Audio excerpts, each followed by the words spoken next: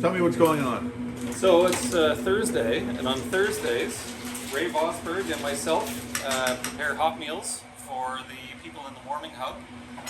We've been doing it. This is week number 4, and every week we seem to have a new volunteer that comes in and help. We've got my brother Greg here this week. That's his second time around helping out.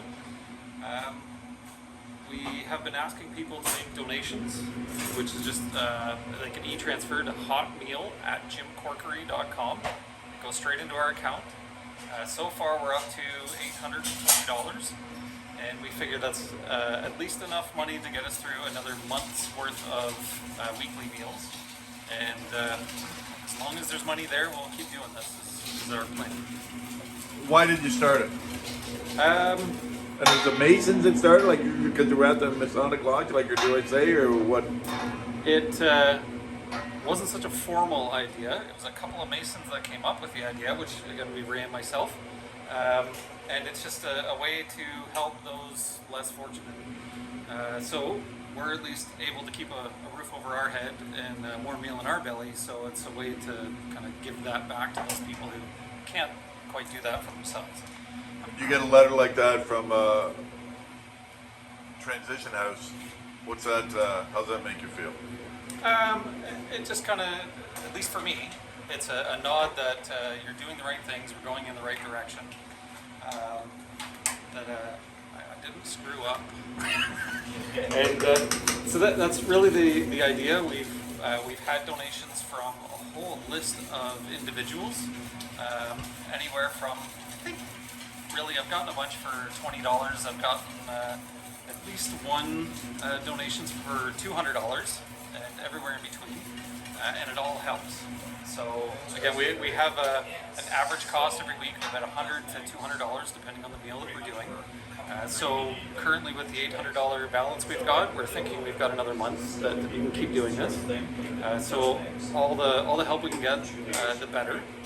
Now, a couple limitations. I've had lots of people ask if they could donate food, if they could donate time. A couple issues we have with that. One is we don't have the storage if somebody wants to donate food, right? That I can't store that. So I feel like one of those teenage kids that, no, I'll just take the money. So typically our Thursday works late Thursday morning, either early Thursday afternoon. I will go and pick up the groceries that we need for that day, prepare the meal, and deliver it to the warming room in time for when they open at 8 p.m. As far as people donating their time, we try to kind of limit that, just kind of as a liability thing, right? That Ray and myself both have our safe food handling certificates, and we're here to oversee anybody that's helping as far as the safety. Nobody's cutting a finger off, that kind of thing, and we're handling the food properly. So I have had a lot of people ask if they could come out on Thursday and help us prepare the meal, and I feel bad by, I don't want to say turning them away, but not welcoming them with open arms. But that's sort of the reason behind it, is just the fewer people in here, like 3 people, we can pull this off very easily. And it's fewer people to try to stay on top of as far as making sure they're doing it safely. What type of meals are you making? Cheap comfort food. So we've done chili a couple of weeks. We did goulash. Again, it's that low cost, warm, filling food. Tonight, Ray has come up with the idea to do bread pudding. I've never made that before, so I'm an eager student tonight, and I can't wait to see it. Hopefully, maybe even try a little bit of it. Ray, tell me about. Are you a cook? Yeah. I was going to say, you know what you're doing. Yeah, I no, can I've been tell doing by this that. for about 20 years now. I started off actually in this town, Townie. So yeah, Victor Nanoff's catering company in Lentz Lane was like my first real job.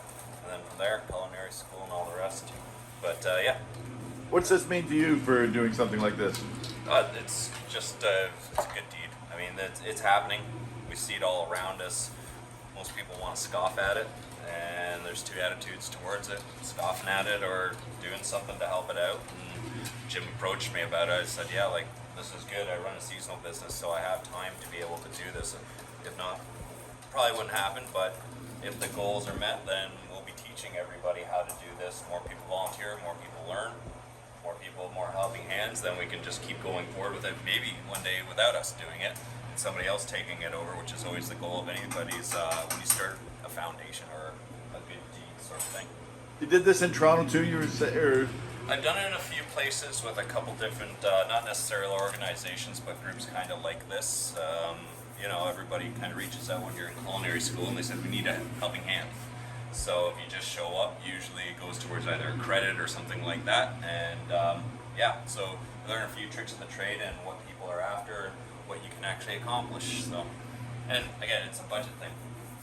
That's all it really is. So we can go farther with this, but chili and American goulash for now, until we figure out where we stand and we get a steady flux going. Then it can turn into shepherd pies and stews or chicken pot pies, things like that. We have the knowledge, just need funds and the hands to do it all.